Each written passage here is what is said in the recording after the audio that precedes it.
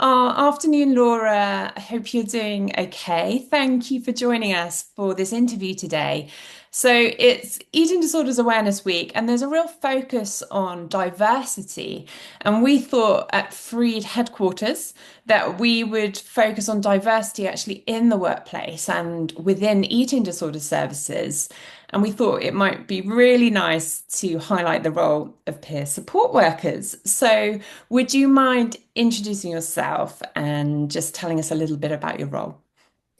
Hi, Jess. So thank you so much for inviting me here today. It's a pleasure for me to speak on about this topic and my work overall. I love it. I've been a peer support worker at the Eating Disorder Service at West London NHS Trust for a year now. And we are actually a community outpatient service. So we go out and meet our clients in coffee shops and things like that. And yeah, that's me. Amazing. And what inspired you to do this role? Because I'm not sure that everyone listening might even know what a peer support worker does or is. So I don't know if you could Mhm. give us a little bit of context. hmm Well, I didn't even know what a peer support worker was until I even applied. And at the beginning, I thought it was very taboo to actually apply to a job having had an eating disorder and not knowing, I don't know, am I recovered enough? Am I fit for this job? Is should this be even a type of job? Should I be helping people having had the experience myself? And he has actually taught me so much and how much how much impact it can have on clients just in general. It's a different perspective and a different kind of rapport you build with a person, I think. Um, I guess I always go back to the example like if I was a smoker and I wanted to stop smoking, I would love it if I met someone that has stopped and got there and is living smoking free. That would be a huge motivation for me. And that would be, I would want to come in contact with this person to know their tips and tricks, kind of. So what inspired me to get into peer support? Obviously, having gone through my experience and having overcome it, because I was aware that I didn't want to help other people if I was still struggling with the disorder itself, because that would impact my mental health way too much. Um, so obviously my own experience and having overcome it, I felt like I had a skill that maybe some other people don't have. And just like people are good in finance, people are good in economics, people are good in, I don't know, doctors. Well, I'm good at eating disorders and eating disorder recovery. So I was like, okay, yeah, I have a skill that I need to use and I want to help people with it. And if it does, great. And if it doesn't, well, I tried. So, It's so inspiring. And I think I love the way you explain there around kind of knowing how recovered enough you were. Because I think sometimes there is that element of, I don't know, maybe fear or, and just mhm, trying to understand where does recovery start and end. And so, yeah, so talked about, I think, within the realm of eating disorders, when is someone well enough to be mhm, a peer support worker? So I suppose, how does that come into your role? And yeah, how do you use your lived experience to mhm. support others? Um, I think as a person that has gone through it, I'm very self-aware when maybe some things are or my behaviors are changing because of what I'm doing. Um, so I think in terms of when did I know that I was ready to do this kind of job, or when did I know I was fit to do this job?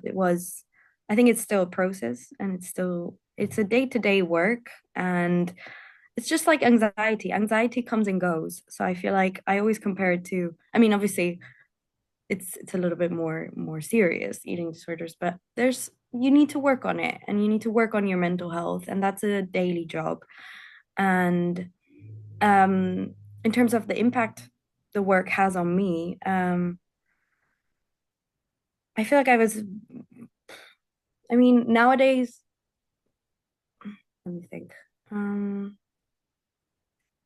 I think the fact that I was recovered enough and I knew my boundaries and and I had been impatient. So I had been surrounded by a lot of people that had eating disorders and much worse than me.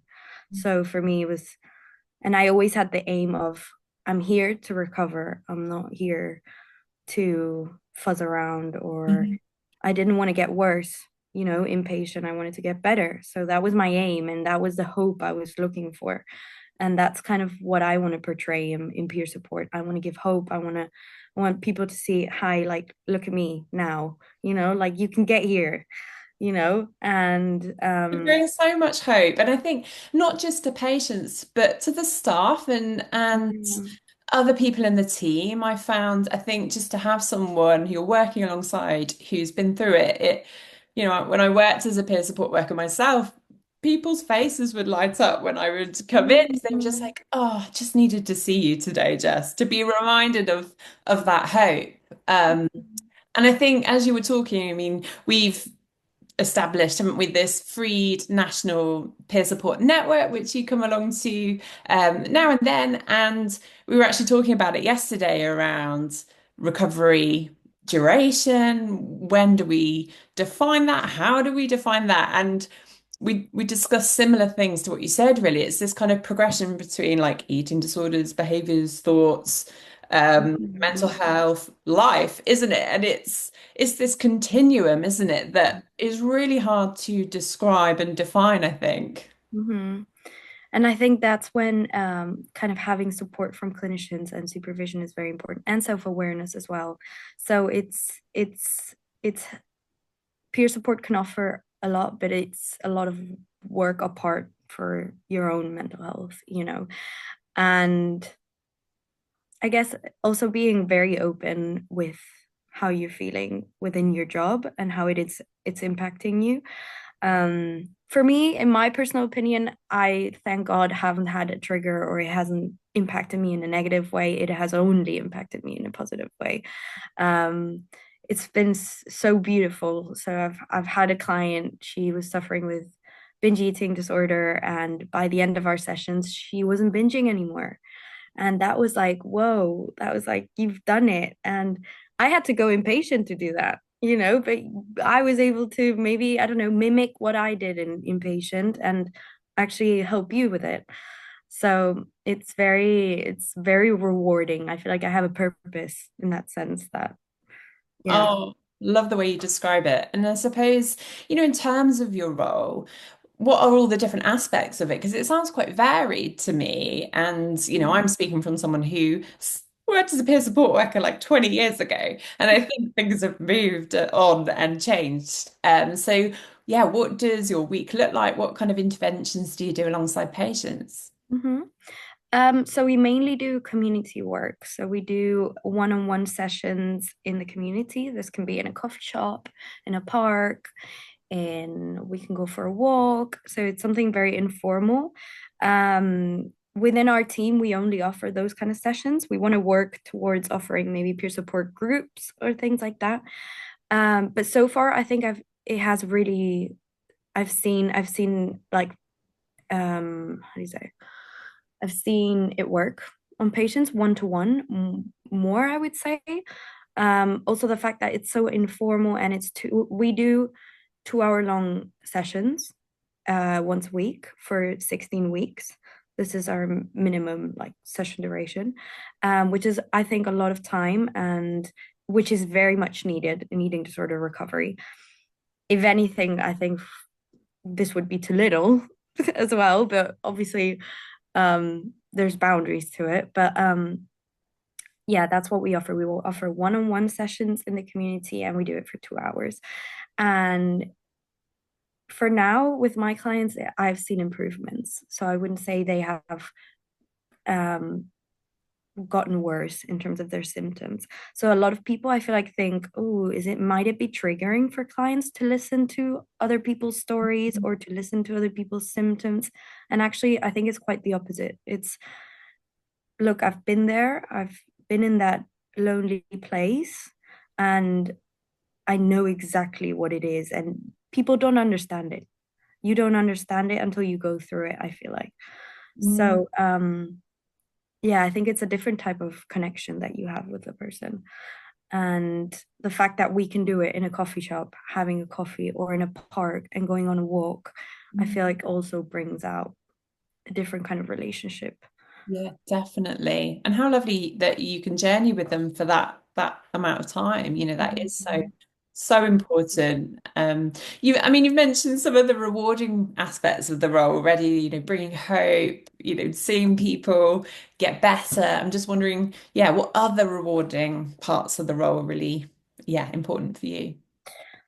Um, I mean, I think it goes far beyond just eating disorder recovery. Like peer support, you get to know the person, you get to know them as like a complete, you look at the full picture, you look at their friends, their relationship, their upbringing. You just don't only focus on the eating disorder, because at the end, the eating disorder comes because of other things as well sometimes. So we use like a complete picture of the person. And I don't like to start the session like, okay, what diagnosis have you gotten, or why are you here, or just let's get to know each other. Like, tell me about yourself, and I'll tell you about me. I'll tell you like what I'm doing with my life right now. And I guess that's rewarding as well, because I always look at it like, I actually want to get to know the person. We're going to spend a lot of time together. So I want to get to know the person and work on the eating disorder as well. Obviously, that's the aim. But I guess it's very rewarding to meet a lot of different people with different experiences. And it's very interesting. Mhm. So my work is different every day. So that's, I think, a very good, very positive aspect of my role. Really interesting. Thank you. Yeah. I think the peer support work role within eating disorders, I think, has taken a little while to be established. I think it's still fairly new. So I'm just wondering what some of the challenges are that you face or have faced within your role or being part of the team. I think a lot of the times, sometimes the onboarding procedures for these kind of roles are a little bit complicated, because there's no structured approach to peer support. And um, you do need to take into account how the person is actually, what point of recovery, or what point of how their mental health is doing right now. Um, and the fact that it's an unstructured approach, I feel like that can blur some lines at the beginning. Even as a peer supporter at the beginning, I was like, what am I meant to be doing? What I'm imposter syndrome. Like, what am I meant to be doing? I don't know what I'm meant to be doing. Um, so I guess that's a challenge of the job. It's um another challenge. Let me think. I think when I think this is the same for various different clinicians. So when a person maybe disengages, or they see peer support as not effective, or they see it as a friendship rather than a structured approach, which can happen and has happened to me. And I completely understand, because there's people that want do X, Y, and Z, and they want more actionable and direct support rather than informal and unstructured support. So I feel like that's a challenge in peer support. They often, a lot of people don't see the positives. Mhm. They see them later on, maybe, I feel like. Yeah, that's interesting. Um, in I think terms of, also sometimes having worked as a peer support worker, I think recovery or being a recovered person can be a real challenge in itself, and that can cause disengagement because it's not like it's a threat, but it can be a threat to the eating disorder, I think. And sometimes I think understanding that there are really different dynamics going on with someone who has lived experience, recovery experience, and the patient, I think it's really helpful to talk about all those different aspects. also when you have different experiences, because everyone's experience is completely different. Yes. And you sometimes you come across a peer support worker that might have had completely different disorder, even, or eating disorder. So that's when it's a little bit harder. I feel like there is unstructured approach and not a similar experience. So that can be very challenging. But I guess it's the fact that it's peer support and you get to know the person as a person apart from the eating disorder itself. So, Yeah, and I suppose that, not categorizing someone or not just basing the relationship on the symptoms. I think that's one of the lovely things about peer support. You can find the person underneath, connect with them, and name the fact that, yeah, your journey is not going to be the same as mine necessarily, but mhm, let's connect as two humans who are figuring it out. I always say to my clients when I was inpatient, I saw a psychologist on a weekly basis, but I wouldn't have recovered with my psychologist on a weekly basis. Like the fact that I was seeing the girls every day, that's what actually helped me recover and motivated me, not my psychologist on a weekly basis. And that's why I love this type of work, because it's like the more support you can get, the better. And the honestly, I wouldn't have recovered without the girls that were going through it by my side. So So yeah, precious, isn't it? Oh, yeah. Laura, thank you so much for joining us today. I think you've done an excellent job of giving an overview of the peer support work role, but also the beautiful aspects of it. Mhm. And I think, bringing that hope is just so precious and so important for all those, navigating and eating sort of families, but the team too. So Mhm. thank you so much. Thank you so much. Right. Stop recording.